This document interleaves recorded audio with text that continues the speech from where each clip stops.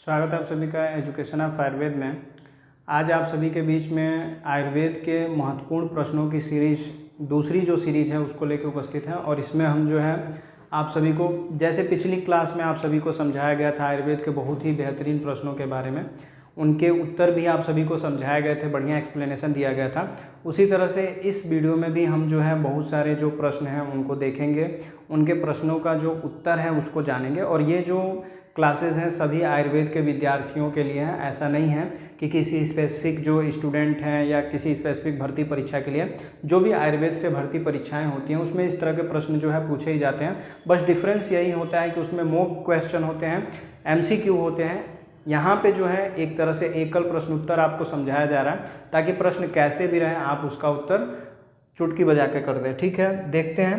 पहले तो सबसे पहले आपको जो भी चीज़ें हम बता रहे हैं वो सभी क्या है, आयुर्वेद भर्ती परीक्षा से संबंधित अति महत्वपूर्ण प्रश्नोत्तर है। मतलब कि जो हमने देखा है हमारे आधार पे ऐसे प्रश्न जो है प्रत्येक आयुर्वेदिक भर्ती परीक्षाओं में पूछे जाते हैं। जैसे कि पहला ही प्रश्न देख लीजिए, कह रहा है आयुर्वेदिक औषधियों का विपणन कैसे किया जाता है। विपणन और वितरण दो अलग अलग चीज़ें हैं। वितरण का मतलब बांटना और विपणन का मतलब एक ऐसी व्यवस्था जिसके द्वारा एक ही चीज़ को अलग अलग रूप में लोगों तक पहुंचाना, उसे विपणन कहते हैं या आपूर्ति कहते हैं। क्या कहते हैं? आपूर्ति। तो आयुर्वेद में हम बता दें कि जो दवाइयाँ हैं उसके कई सारे रूप हैं। जैसे हम बोले तो बटी रूप है, बटी कहते हैं, पाउडर जिसको हम कह रहे हैं या चूर्ण कहते हैं। ठीक है, इसी तरह से क्वाथ भी कहा जाता है, आसो अरिष्ट कहा जाता है, आसो अरिष्ट कहते हैं। इसी तरह से अवलेह भी है, अवलेह है, लेप है, मलहर है। बहुत सारी दवाइयों के प्रकार हैं जो विपणन का आधार है, आपूर्ति का आधार है, देने के प्रारूप हैं। तो यहाँ पे जो उत्तर मेंशन है उसमें है आयुर्वेद दवाएं विभिन्न रूपों में बाजार में उपलब्ध हैं। इनमें मुख्य हैं गोलियाँ जिसको हम कह रहे हैं बटी। बटी मतलब जो ओवल शेप होती है, अंडाकार होती हैं। उसी तरह से चक्रिका भी आता है, चक्रिका जो हाजमोले के शेप का होता है, चक्र के समान, उसे चक्रिका भी कहते हैं। चूर्ण आपको पता ही है, दरदरा है, पाउडर की तरह भी चूर्ण होता है। किंडवन उत्पाद जो है जो फर्मेंटेशन से बनाए जाते हैं, जिस प्रक्रिया से शराब बनता है, जिसमें आसो और अरिष्ट है, जिसको हम कहते हैं संधान कल्पना, जिसको संधान कल्पना के द्वारा तैयार किया जाता है, वह है आसो और अरिष्ट। और एक है क्वाथ जिसे हम काढ़ा कह रहे हैं। भैषज कल्पना में आपने अच्छे तरीके से विस्तृत तरीके से पढ़ा है। औषधीय वसा की बात करें तो घृत और तैल है। औषधि वसा का प्रारूप जो है घृत और तैल, जिसे हम स्नेह कल्पना के द्वारा तैयार करते हैं। स्नेह कल्पना में ये चीज़ें जो हैं मेंशन है, उसमें बताए गए हैं। आपने ऐप पे क्लास ली होगी, कर रहे होंगे, तो वहाँ पे आपको डिटेल में चीज़ें बताई जाती हैं, सभी को पता है। तो इस तरह से इस उत्तर को कंप्लीट करेंगे। अब परीक्षा में क्वेश्चन का आधार अलग हो सकता है, रूप अलग हो सकता है, तरीका अलग हो सकता है, उत्तर लेकिन आपको एक ही देना है। जैसे प्रश्न ये भी हो सकता है ना कि आयुर्वेद में औषधियों का जो प्रारूप है वो कैसा हो सकता है। तो प्रारूप कई प्रकार का है। ऑप्शन में बटी दे दें, आपको अवलेह दे दे, क्वाथ दे दे, सभी दे दे, तो आपको जो सभी वाला ऑप्शन है उस पर टिक करें, क्योंकि सभी चीज़ें उसमें मेंशन है। कुछ अलग देगा और पूछ दे प्रारूप नहीं है तो आपको बताना पड़ेगा कि कौन सा प्रारूप नहीं है। उसी तरह से अगर दूसरे क्वेश्चन की ओर चलें तो दूसरा क्वेश्चन देखिए, ये भी बहुत ही सटीक प्रश्न है। कह रहा है आयुर्वेदिक औषधियों के निर्माण के लिए कच्चा माल कहाँ से आता है।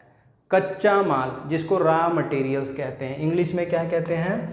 Raw materials. क्या कहा जाता है? रॉ मटेरियल्स, यानी कि कच्चा माल। आयुर्वेदिक औषधियों को बनाने के लिए कच्चा माल कहाँ से आता है? तो जो कुछ भी प्राकृतिक है, चाहे वह पौधों से संबंधित हो, जानवरों से हो या खनिजों से हो, सभी को आयुर्वेदिक दवाओं के लिए कच्चे माल का स्रोत माना जाता है। मतलब आयुर्वेद में जो औषधियाँ बनती हैं वह सबसे पहले स्रोत उसका पेड़ पौधे हैं। ठीक है, और फिर क्या है? खनिज लवण है, खनिज लवण है। और फिर क्या है, प्राणिज उत्पाद है। प्राणिज उत्पाद है। पहले तो क्या था, पहले जानवरों पे रोक नहीं था, उनको मारा जाता था, शिकार किया जाता था, तो उनके नाखून, दांत, सींग, इनसे भी दवाइयाँ बनती थी। लेकिन अब रोक है तो उनके उत्पादों का, क्योंकि आयुर्वेद में जो जानवर हैं उनके बीट का भी, जैसे कबूतर हो गया, कौवा हो गया, गौरैया हो गई, इनके बीट का भी आयुर्वेद में दवा बनाने का प्रयोग में उनको लिया जाता है। तो एक तरह से उनके उत्पाद को भी कह सकते हैं, मलमूत्र उनका प्रयोग में लिया जाता है, तो इनके उत्पाद को भी प्रयोग, मतलब कि पूरा जो रॉ मटेरियल है, पूरा जो कच्चा पदार्थ है, वो सभी कहाँ से आते हैं, कच्चे माल कहाँ से आते हैं, सब प्रकृति से लिए जाते हैं। सब कहाँ से लिए जाते हैं, प्रकृति से लिए जाते हैं। तो आयुर्वेदिक औषधियों के निर्माण के लिए कच्चा माल प्रकृति से आता है, पेड़ पौधों से, जिसमें पेड़ पौधे हैं, जानवर हैं और खनिज लवण भी सम्मिलित हैं। उसी तरह से एक और प्रश्न देखिए, तीसरा बेहतरीन प्रश्न है, आयुर्वेद के मुख्य शास्त्रीय संदर्भ ग्रंथ कौन से हैं। मुख्य शास्त्रीय संदर्भ ग्रंथ मतलब कि जो शास्त्रों में भी जिन चीज़ों का वर्णन है, शास्त्रों के आधार पे जिन चीज़ों को वर्णन किया गया है, तो उस तरह के ग्रंथ कौन कौन से हैं।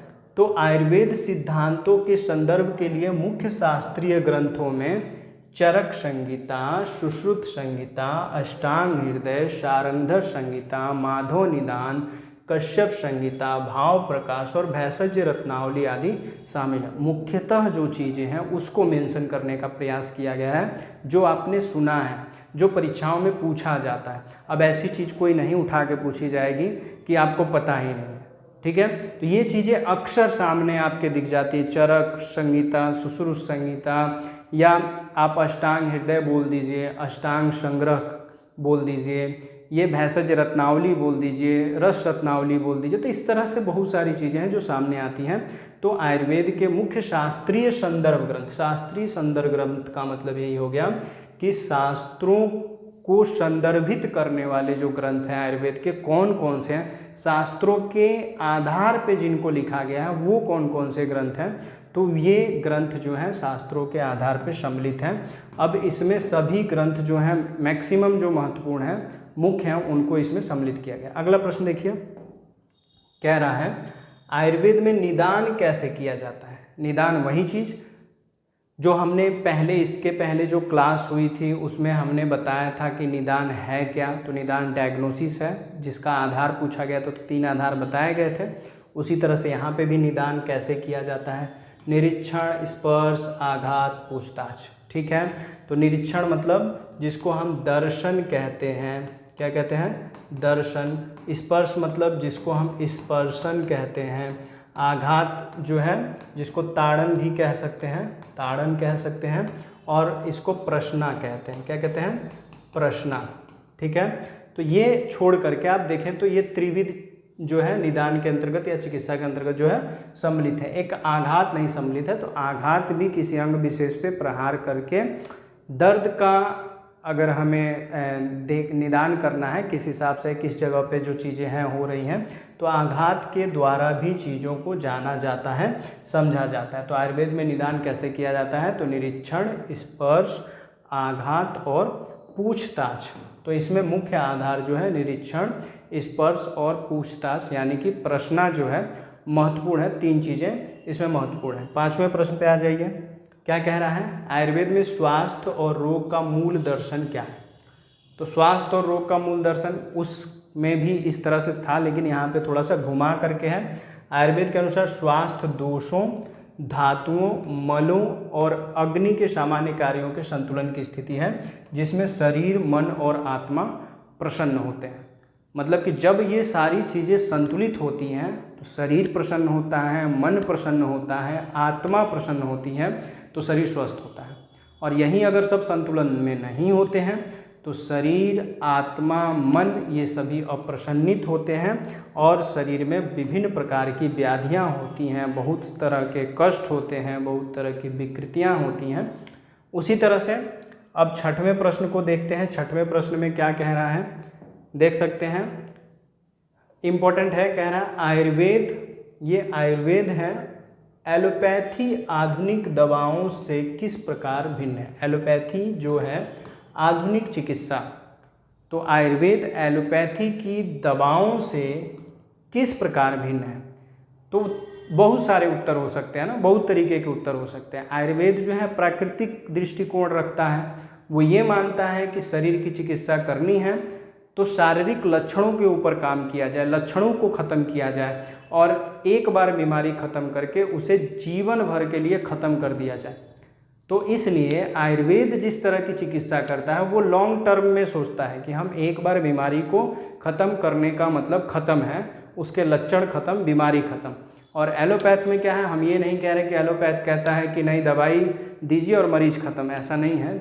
एलोपैथ क्या करता है, वो धीरे धीरे रोग को ख़त्म करता है। कभी कभी उसके कारण, उस दवाइयों के कारण बहुत सारी बीमारियां हो जाती हैं और फिर रोगी जो है उन बीमारियों को ठीक करने के लिए और सारी एलोपैथिक दवाइयां प्रयोग में लेता है और बाद में ऐसे ही करते करते रोगी खुद ख़त्म हो जाता है। ठीक है, तो देखिए आधुनिक चिकित्सा पद्धति रोगी की पीड़ा के मूल कारण को संबोधित करने के बजाय आधुनिक चिकित्सा पद्धति यानी कि एलोपैथ को कह रहा है।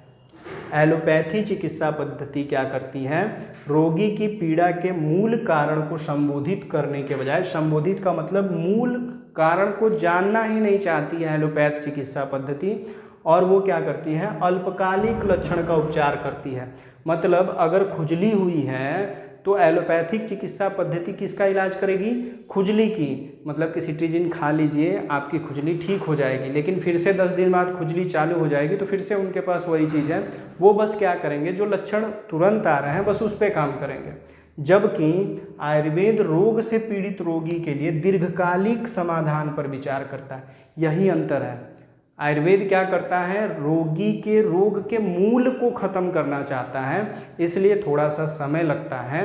अब तो आयुर्वेद चिकित्सा भी बहुत सटीक है, बहुत तेज काम कर रही है। कारण क्या है कि हम जो है इनके द्वारा शरीर का शोधन, जब तक हम शोधन करा करके आयुर्वेद की दवा का प्रयोग नहीं करेंगे तब तक आयुर्वेद जो है शरीर में धीरे ही काम करेगी। तो शोधन में वमन है, विरेचन है, वस्ती है, करा लीजिए और उसके बाद से आयुर्वेद की दवा प्रयोग में लीजिए, देखिए कितना अच्छा काम करेगा। ये प्रश्न देखिए, जो आयुर्वेद उपचारिकाएं हैं, आयुर्वेद स्टाफ नर्स, उनकी भर्ती परीक्षा में जो प्रारंभिक जो परीक्षा होने वाली है 8 सितंबर को, उसमें ऐसे प्रश्न जीके जीएस में भी देखने को मिल जाएंगे। आपके सामान्य परिचर्या और विशिष्ट परिचर्या में भी ऐसे प्रश्न मेंशन हो सकते हैं, संभावना है। क्या कह रहा है कि 2009 में स्वाइन फ्लू महामारी किस वायरस के कारण फैली थी? तो 2009 में H1N1 इन्फ्लुएंजा जिसको बोला जा रहा है H1N1, उसके कारण जो है स्वाइन फ्लू फैला था। ठीक है, तो H1 और N1 याद रखिएगा। H1N1 वायरस आप बहुत ऐड भी देखे होंगे, इसका बहुत प्रचार भी देखे होंगे। अगला प्रश्न देखिए, कह रहा है चिकित्सा का जनक किसे माना जाता है? ये सभी के लिए इंपॉर्टेंट है। अब किस चिकित्सा की बात की जा रही है? आधुनिक चिकित्सा, मतलब कि जो भी चिकित्सा है आधुनिक चिकित्सा। आयुर्वेद इसके साथ अगर लग गया तो आंसर गलत हो जाएगा।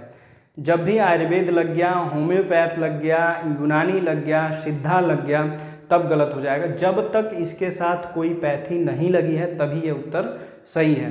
तो आंख बंद करके ऐसा नहीं कि आप डायरेक्ट हिप्पोक्रेट्स पे मार दीजिएगा। जब कोई पद्धति जुड़ जाती है तो उत्तर बदल जाएगा, उस पद्धति के हिसाब से हो जाएगा। और कभी ऐसा प्रश्न नहीं होगा कि आयुर्वेद चिकित्सा का जनक किसे माना जाता है। अगर ऐसा प्रश्न हो जाता तो इसमें अपवाद हो जाएंगे। किसको आप कहेंगे जनक आयुर्वेद चिकित्सा का? क्या धन्वंतरी को कहेंगे, या ब्रह्मा को कहेंगे, या अश्वनी कुमारों को कहेंगे, या इंद्र को कहेंगे, या सुश्रुत को कहेंगे, चरक को कहेंगे, किसे कहेंगे? अपवाद है ना। तो इसलिए ऐसे प्रश्न बनने जो है नहीं है। चिकित्सा का जनक पूछा जा सकता है तब आप हिप्पोक्रेट्स नाम बता दीजिएगा। हिप्पोक्रेट्स जो है उसे चिकित्सा का जनक कहा जाता है, कारण ये आधुनिक चिकित्सा पे आधारित है। उसने जो है चिकित्सा का जो है चीज़ों को उसने बताया। एक और इम्पोर्टेंट प्रश्न है, आधुनिकता के आधार पे है स्फिग्नोमैनोमीटर। इसको फिग्मोमैनोमीटर भी कहते हैं, एस साइलेंट भी पढ़ते हैं। फिग्मोमैनोमीटर या स्फिग्मोमैनोमीटर समझ लीजिए। तो फिग्मोमैनोमीटर का उपयोग शरीर के किस भाग पर किया जाता है? मतलब बीपी जो इंस्ट्रूमेंट है जिसका नाम स्फिग्मोमैनोमीटर है। बहुत सारे ऐसे विद्यार्थी जिन्हें ये भी नहीं पता होगा कि बीपी किससे चेक किया जाता है। तो बीपी जिससे चेक किया जाता है, ब्लड प्रेशर जिस डिवाइस से चेक किया जाता है, उसका नाम फिग्मोमैनोमीटर है। प्रोनाउंसिएशन कई लोग स्फिग्मोमैनोमीटर भी कर देते, तो उसमें कोई कन्फ्यूज़न नहीं है। तो वही प्रश्न पूछा जा रहा है कि फिग्मोमैनोमीटर का उपयोग शरीर के किस भाग पर किया जाता है? तो हाथों पर ही किया जाता है। आप देखते हैं उसका कफ कहाँ पे लपेटा जाता है, तो हाथ पे ही लपेटा जाता है। तो जहाँ पे लपेटा जाता है, जिस अंग पे प्रयोग किया जाता है, उसी की बात की जा रही है। इस सीरीज का अंतिम प्रश्न लेते हैं। अंतिम प्रश्न देखिए, बहुत ही बेहतरीन प्रश्न है।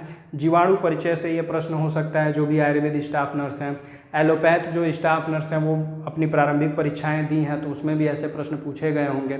और जो आयुर्वेद फार्मासिस्ट, उसमें जीके जीएस में भी ये प्रश्न मेंशन हो सकता है। तो ऐसे भी प्रश्न आते हैं। किस फ्रांसीसी वैज्ञानिक ने रेबीज के लिए टीका विकसित किया? अब रेबीज क्या है? जो कुत्तों के काटने से होता है। अब ये नहीं कि कोई भी कुत्ता काट लेगा तो हो जाएगा। कोई पागल कुत्ता है जिसमें रेबीज वायरस है, वो काटेगा और ब्लड में उस वायरस को छोड़ देता है, तो रेबीज हो जाता है। रेबीज का दूसरा नाम हाइड्रोफोबिया है। क्या है? हाइड्रोफोबिया। हाइड्रो मतलब होता है जल, फोबिया का मतलब होता है डर। ऐसी बीमारी जिसमें पानी से डर लगता है, उसे हम हाइड्रोफोबिया कहते हैं। आयुर्वेद में इसको जल संत्रास कहते हैं। जल संत्रास कहा जाता है। आयुर्वेद में इसको कहते हैं जल संत्रास, यानी कि पानी से लगने वाला डर। ठीक है, तो इसको विकसित किया था फ्रांसीसी वैज्ञानिक ने, फ्रांस के वैज्ञानिक ने, लुईस पास्चर और एमिल रॉक्स ने। कभी कभी बस लुईस पास्चर का भी नाम पूछता है, तो बस लुईस पास्चर पे ही आप टिक कर दीजिएगा। ऐसा माना जाता है कि लुईस पास्चर के पूरे परिवार को भेड़ियों के काटने से या सियार के काटने से क्या हुआ, उनके परिवार को रेबीज हो जाता है, मर जाते हैं। तो ये बच्चा जो है, ये छोटे होते हैं, तो ये सोचते हैं कि नहीं, हमें कुछ ऐसी चीज़ विकसित करनी है जिससे किसी और का परिवार जो है ऐसे न मरे। तो लुईस पास्चर ने बहुत ही कम एज में ही जो है हाइड्रोफोबिया की जो वैक्सीन है बना ली थी। ठीक है, तो नाम याद रखिएगा, लुईस पास्चर और एमिल रॉक्स, नाम याद रहेगा। तो इस सीरीज़ में भी हमने 10 प्रश्नों को कवर करा दिया है। इन प्रश्नों को अच्छे से रिवीजन कीजिए, बढ़िया से याद कीजिए। और सबसे इम्पोर्टेंट चीज़, अगर आप हमारे चैनल पे फर्स्ट टाइम विजिट कर रहे हो तो चैनल को सब्सक्राइब कीजिए। और डेली अपडेट आपको वीडियो की मिलती रहे तो बेल आइकन दबा दीजिए। कोई क्वेश्चन रह गया हो, नहीं समझ में आया हो, तो कमेंट बॉक्स में लिख दीजिए। वीडियो में लास्ट तक बने रहने के लिए आप सभी का बहुत बहुत धन्यवाद।